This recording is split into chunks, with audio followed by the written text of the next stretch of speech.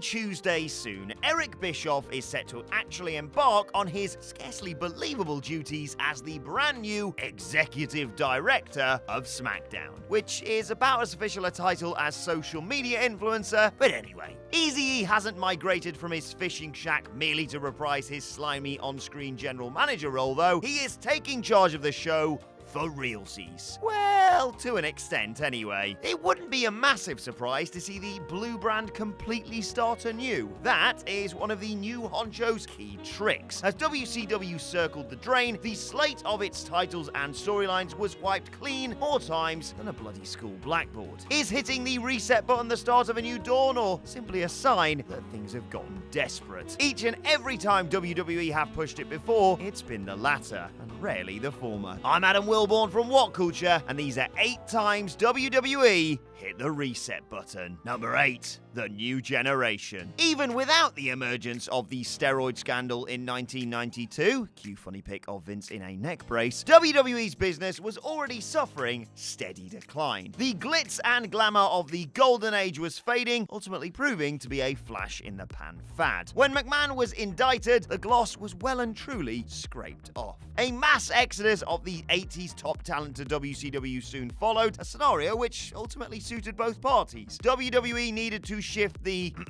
roided bodies from their roster, and Ted Turner could afford superannuated stars a paycheck Stamford simply couldn't match. With the Hogans and the Savages of the world out of the door, however, Vince suddenly found himself, like an artist who lost his pencils, with a distinct lack of drawing power. The solution was to simply dismiss the departed talent as relics of the past, aka old bastards. WWE began promoting a fresh breed of athletic, technically gifted athletes, who also happened to be considerably smaller. The likes of Bret Hart, Shawn Michaels, and Razor Ramon spearheaded the company's so-called new generation. Unfortunately, business continued to go down more than, well, you can see where that's going. Number 7, the original brand extension. The Monday Night Wars ended not so much with an unconditional surrender, but with WWE's complete liquidization of their enemy, importing just about every contract beyond a certain set of priced-out generals. With the whole invasion hastily botched more than a Nia Jax worked punch, the company was left with a roster replete with wrestling refugees, but very few places to house them. The solution then was to fundamentally alter their business model such that Raw and SmackDown would become entirely separate entities, each with their own roll call of wrestlers. Storylines would be restricted to either show, as would championships, which would now necessarily be doubled. It was the most drastic change to the fabric of WWE since, well,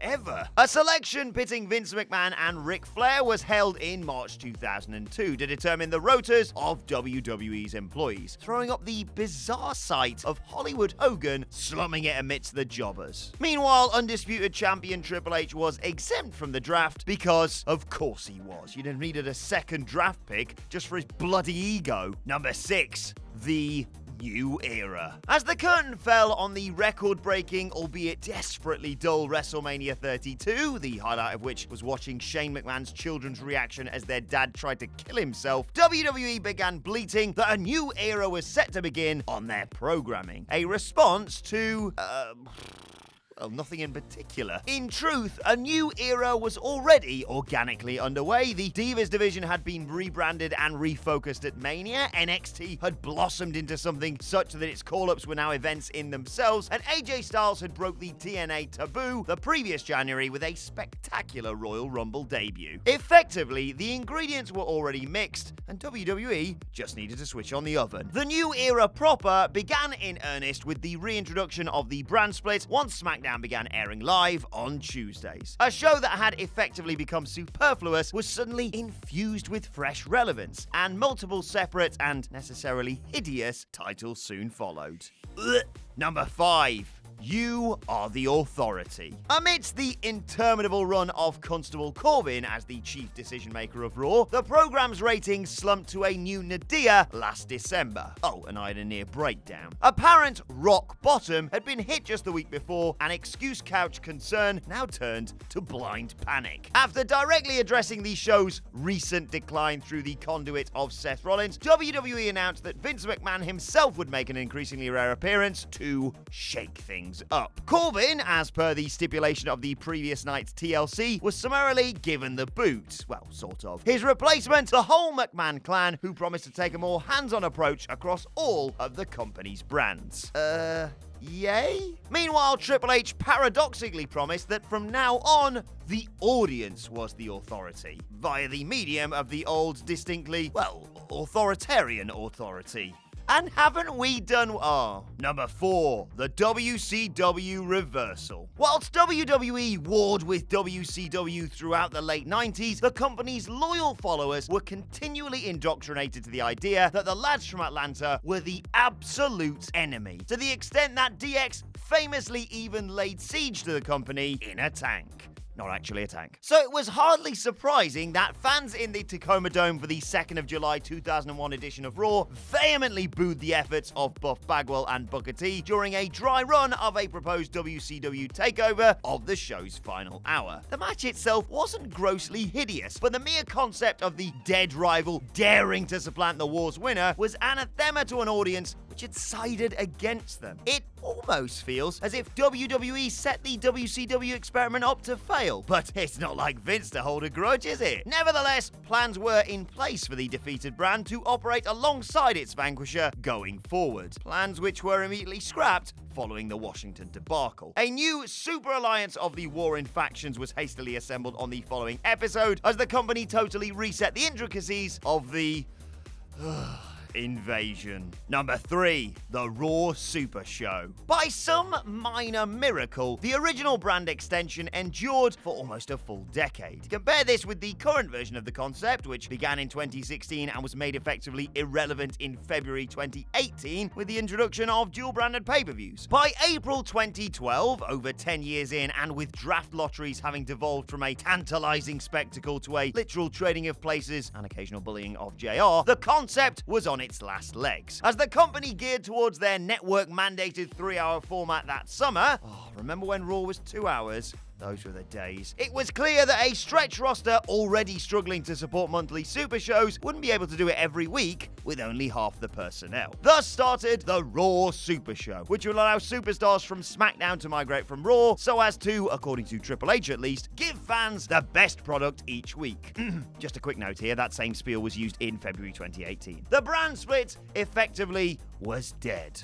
R.I.P. in peace. Number 2. Vince ushers in attitude. We've all broken our parents' hearts at one point or another by refusing to take part in a family tradition because we're now far too cool for all that nonsense. Well, by the close of 1997, that was happening both with WWF's audience and its product itself. The company, recognizing both the shift in culture and habitué, had been embarking on an edgier product which directly contrasted from the necessarily pristine fare emerging from Atlanta. The most notable examples being the emergence of potty-mouthed anti-hero Stone Cold Steve Austin and the very real behind-the-curtain drama of the Montreal Screwjob, Owen Boobs. In December of that year, Vince McMahon made the newfound chaos formal. Appearing at the top of Monday Night Raw, the chairman stared down the lens and told viewers that his company thought they were, quite frankly, tired of having their intelligence insulted. Oh, but apparently nowadays it's fine, is it? Anyway, in direct reference to the competition, he snided, surely the era of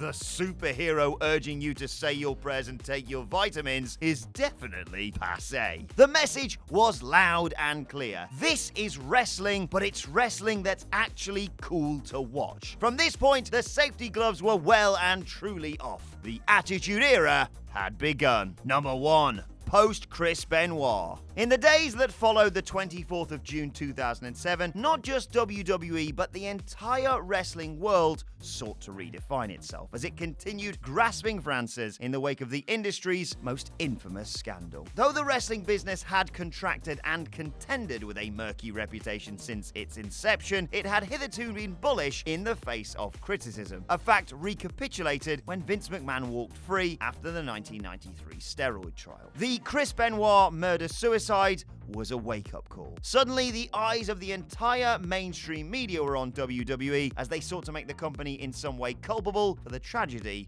which had befallen it. Whether justified or mere sensationalism, it didn't really matter. WWE could no longer deny the industry's horrible history. Despite issuing statements designed to absolve their responsibility, the promotion nevertheless introduced a number of reactive measures which would ensure no blame could be laid at their door should a similar situation ever arise again. The wellness policy was doubled down, and within the year the promotion had shifted entirely to PG, determined to rehabilitate its shattered reputation. In the short term, and somewhat less substantially, WWE were also forced to immediately scrap an ongoing angle revolving around the murder of Vince McMahon's on-screen character. From July 2007 forth, the product would almost never feature the themes of ultraviolence and death ever again. And that's our list. Did we miss any out? Let us know in the comment section below, and don't forget to like, share, and subscribe. And make sure you subscribe to What Culture Wrestling on either iTunes, Spotify, or wherever you get your podcasts from for daily wrestling podcasts too. And you can check out more wrestling videos right here. Thanks for watching. I've been Adam from What Culture,